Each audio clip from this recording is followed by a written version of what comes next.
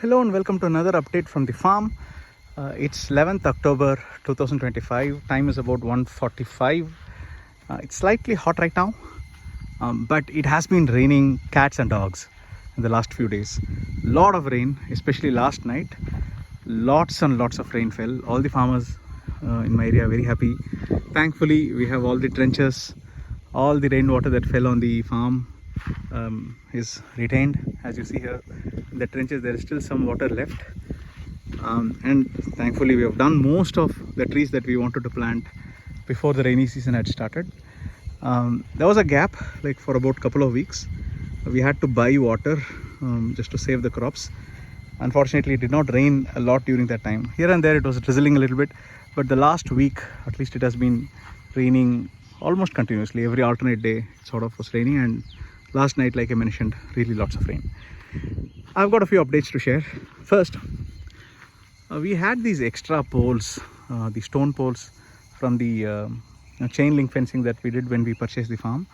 We had about 40 of them. What we have now done is we have installed them here right at the entrance. When obviously the power line is going at the top, but then we said instead of having trees on this side, we can have dragon fruits. So the idea is, next to each of these poles we will plant 4 dragon fruit samplings on the 4 sides, and then we will either have a tire or a concrete structure at the top for the this will obviously act as a trellis, and the creeper should go all the way to the top and start hanging out. I think that has been the method for dragon fruits, and we didn't want to waste these poles and the space, so we thought, okay, we will use that for it. The spacing between the 2 poles is roughly about 10 feet right now. I think we can use 8 feet, 9 feet, 10 feet. Minimum 8 to 9 feet is what I think is recommended. We have done 10 feet. Then we are also about to install those weed mats for the solar fencing. Like I mentioned to you in a few past videos, there's a lot of weeds next to the solar fence, maybe even below, and very frequently they end up touching the solar fencing and it shorts and it keeps giving the alarm, the voltage drops. This issue is always there and we have to keep cleaning frequently. Now in a nursery we saw these weed mats. I can show you a little closer. These are 100 GSM weed mats, typically used by these nursery people for covering their land, and then they keep their saplings on top of them. It's not very thick, but it's decent. The price is sort of okay. Like, we paid about 2,400 I think for a 100-meter roll, 4 feet thickness. So depending on the length and width and thickness, price changes. So we ended up purchasing this. So for 2,200 feet we purchased 7 rolls, roughly about 15k. Now we will just spread them here fully. Since they are 4 feet and the solar fencing is around 2 feet wide, we will have 1 feet on both the sides clearance, and then just place them below. That way we can hopefully control the weeds below the solar fencing. Then we have also done this Jeevamrutham tank setup. So here's the Jeevamrutham tank. We will have one more tank like this on the other side. This is 500 liters. Usually for 1 acre we will need about 200 liters of Jeevamrutham. So for around 5 acres we will need about 1000 liters. So we'll have 2 tanks, 500 liters each.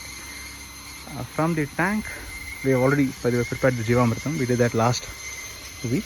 So the way to prepare Jeevamrutham is you add 10 kg cow dung, 10 liters cow urine, preferably desi cow dung and desi cow urine, fresh cow dung and old cow urine, and then we added jaggery, then we added chickpea flour, any of the legume flour is fine, and then handful of soil, right? So this is what you need for 200 liters. So we've calculated the proportion for 500 liters and then added water, stirred morning and evening every day, clockwise direction. It just has to be in one direction just to be consistent, and in about 3 to 4 days Jeevamrutham should be ready. We can use it in drip irrigation and clear them in about 7 to 8 days. So now Jeevamrutham is ready. The way we are doing the filtering is, by the way, very important, because in drip irrigation, if these solid particles from cow dung and cow urine, they get stuck, then those inline drippers will not function properly. So it's important to filter them. And this is the filter setup that we have right now. It's a small drum. At the bottom we have 40 mm jelly, 40 mm stones, then we have 20 mm stones, then we have 10 mm chips, usually used by the solid block manufacturers we got from them. Right now we have pea sand at the top, but I don't like it. Like we need some sand from the river. We don't have it, but for now it's just pea sand, but later we have to replace it. So Jeevamrutham falls into this tank. The filtered Jeevamrutham gets into this drum. From this drum, through a venturi, this is the main line, this Jeevamrutham gets sucked by the venturi system. So the way venturi system works is very, very simple. The water will be flowing at a high pressure here, and then there's a diversion like this. On the diversion, the venturi is connected. This is the venturi system. This is really the venturi. Due to differential in pressure, the water just gets sucked when you close the main line and open the venturi line. It's very simple. And then we also have this screen filter. This one screen filter here. There's a pressure gauge. Right now the pressure is showing at about 12 or 13 psi. We are trying to regulate the pressure.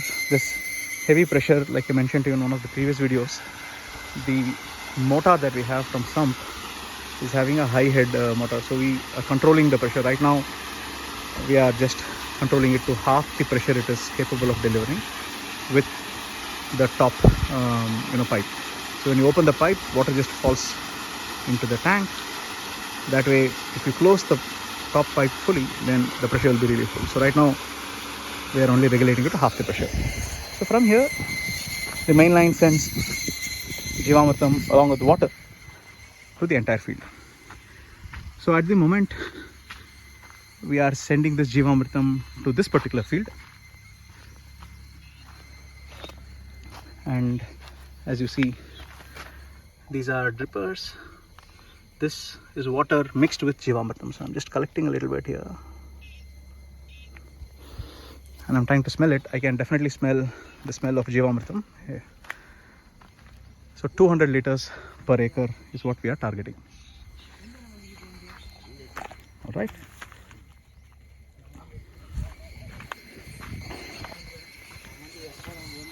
Now this is it on the Jeevamrutham setup. Let's get inside a little bit. I will quickly show you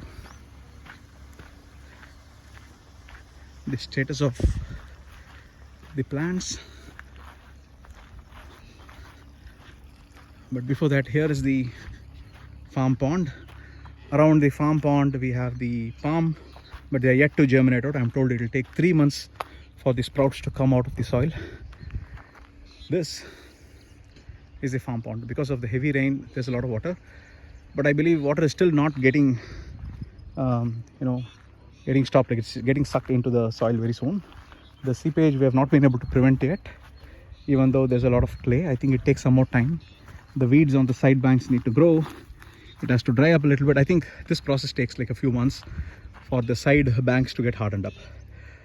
Otherwise, I think I did mention in the previous video, we have completed most of the trees that we wanted to plant, like the canopy layer, coconut trees, mango trees, jamun, jackfruit. All of that has been done. And then the sub canopy layer, musambi, amla, orange, all these have been done. The shrub layer, custard apple, and then banana is not yet come, but that's on the arecanut side. Arecanut we have planted on both the sides of canopy and sub canopy, and on the shrub we have curry leaves, we have custard apple. Drumstick is yet to come, so drumstick is pending, banana is pending. I've still not been able to source drumstick. We are working with a nursery. They are in the process of developing the saplings. It should be ready in about 1 week from now. Banana I have really been struggling. In fact, I did end up getting scammed a little bit. I tried to find some online source who supplied or who claimed to be supplying banana, and I ended up paying some advance, but the advance never came. But after a few back and forth conversations, he ended up sending a part of the advance back. But then there's a lot of scammers. You have to be very careful in buying these, sourcing these plants online. But anyway, I'm trying to now get the banana sourced locally. It's still pending. We have not been able to get them yet. So banana, drumstick, dragon fruit is pending. Oh, by the way, in every trench at the corner we have done these poles for the dragon fruit in this section. This is the same concept again like what you saw in the starting of the video, just that this distance will be quite far, like, because these trenches, as you already know, are at about 18 feet and these trellises are also at about 18 feet. We really didn't want to block the way, and this space was anyway unutilized, so we said, okay, let's do this pole and do the dragon fruit. Otherwise, kambu and takapundu in the vegetable section is fine. I think they're growing decently. Probably another couple of, maybe a month, they should be done. There has been a couple of snake incidences. In the electrical box, when they were working, they opened and found a small snake, although it was looking like a viper to me, but thankfully nothing happened. And even when cleaning up the sides, people encountered with a couple of snakes, one under the rock and one near the bush area. So we always need to be careful. With the help of a stick, we have to hit the floor a few times, hit the bushes before starting to work on it. But at the same time, snakes are also required in the farm to control mice.